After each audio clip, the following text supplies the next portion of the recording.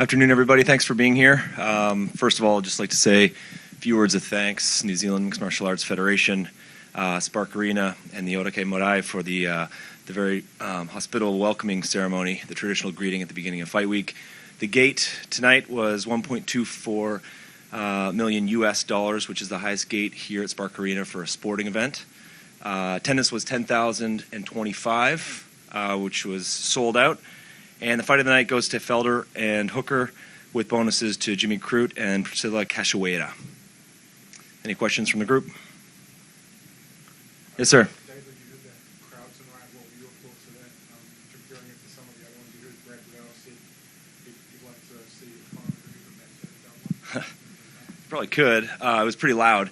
I was just talking to Don, who runs a live event production here, and he and I were discussing, you couldn't even hear the buzzer. You couldn't hear the horns at the end of the Riddell fight, at the end of the Hooker-Felder fight. It was loud, akin to the Brazil events, which are, traditionally as loud as it gets. Conor in Dublin, George in Montreal. This was up there with some of the loudest events that I think we've ever experienced, and I think a testament to, not only the quality level of the athletes that were competing, but the appreciation and the understanding of the fans here in Auckland. So it was solid. I don't know. I mean, he obviously had the conversation in the octagon speaking to Hardy.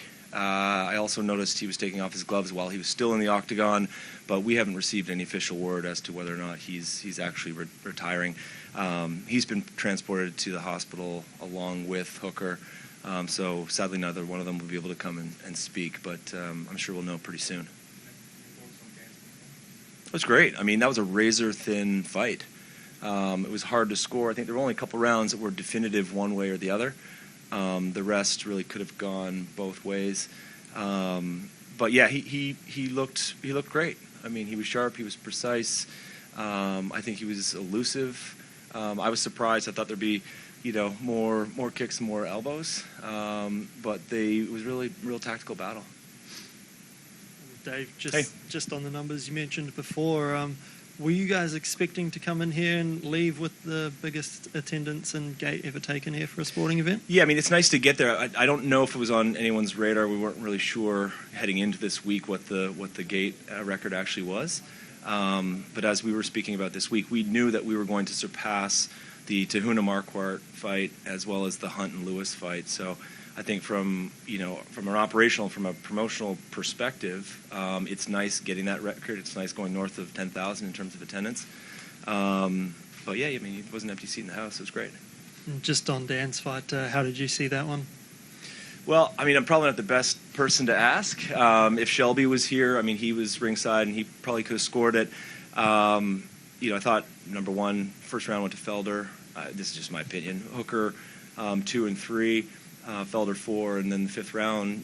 Are you waiting the takedowns or are you waiting the octagon aggression and the effective striking? So, yeah, could have gone either way. Hi there. Hey. Hey. How are you? Good, thank you.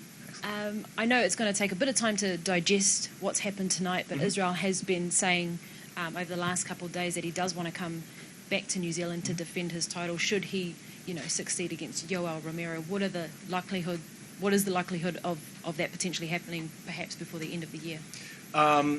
So likelihood low before the end of the year. I mean, we've mapped out our pay-per-view schedule thus far. If he's going to defend his belt, it's obviously going to be a pay-per-view. That doesn't mean that there's not an opportunity to have a pay-per-view here in Auckland. Going north of 10,000 in terms of the attendance is pretty important. Obviously, having an event here in Auckland, suits the North American pay-per-view market well, which is kind of our standard. We don't like to change the time of the pay-per-view. It happens every once in a while for extenuating circumstances, but it's just not good because consumer sort of standards, people are comfortable with the time. And so, Auckland's home to many of our corporate partners here. We've got a very robust content business here. This was the first event, we talked about it this week, this was the first event that we had on free-to-air television, which is important for us because I think it's the next step in assisting with the growth of the sport here. So, if he wants to defend the belt, well, the likelihood he's going to defend the belt somewhere else because I assume he's going to fight again in 2020. It likely won't be here. Okay, and Kai also mentioned about a Perth card in June. Mhm. Is that as a matter of fact, or is that still whispers? Not yet. I mean, lots of rumblings, as you can see online. We're looking towards an event in Australia at some point later this year. News is imminent, but nothing concrete to report now.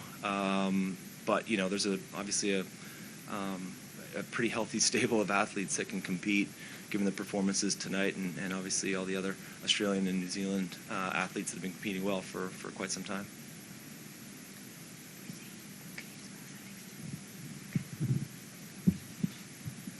Just with Hooker doing well today and what Adesanya's sort of done for the sport, having two New Zealanders that are doing well in the sport, do you think that's helped from a lot of those stats that you read out with the gates and people turning up? Yeah. I mean, this has been a long time coming. We've seen steady progress with the growth of the fan base and the distribution of the content through now free to air, pay-per-view, obviously our broadcast television business, as well as all the digital distribution opportunities that we've got here. Mark Hunt paved the way. I think he's had a lasting impact on the growth of the sport. But to have a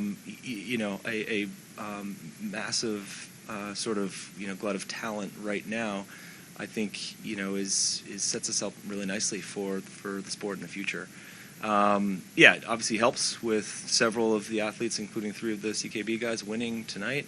I thought the Riddell fight was awesome. But yeah, I mean, listen, I think this is the natural evolution. I think for what's really comforting, I think for us, is we work really hard to help grow the sport and help grow the business in many regions around the world, especially this region.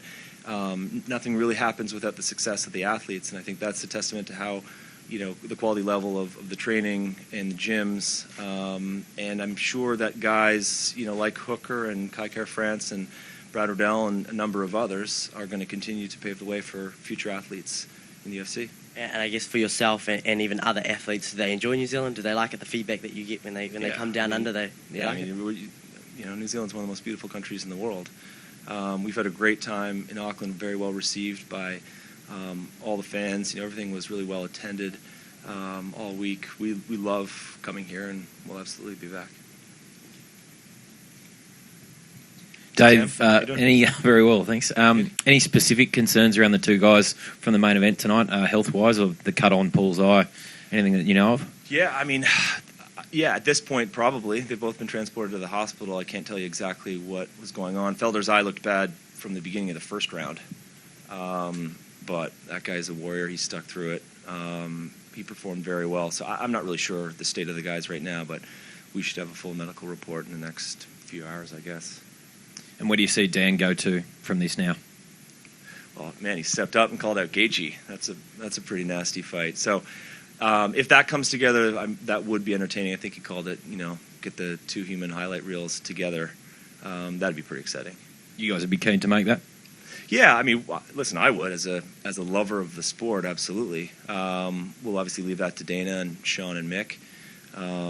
I have no idea whether those guys have plans for Gaethje or for Dan after this, but on paper, it seems like a pretty entertaining fight.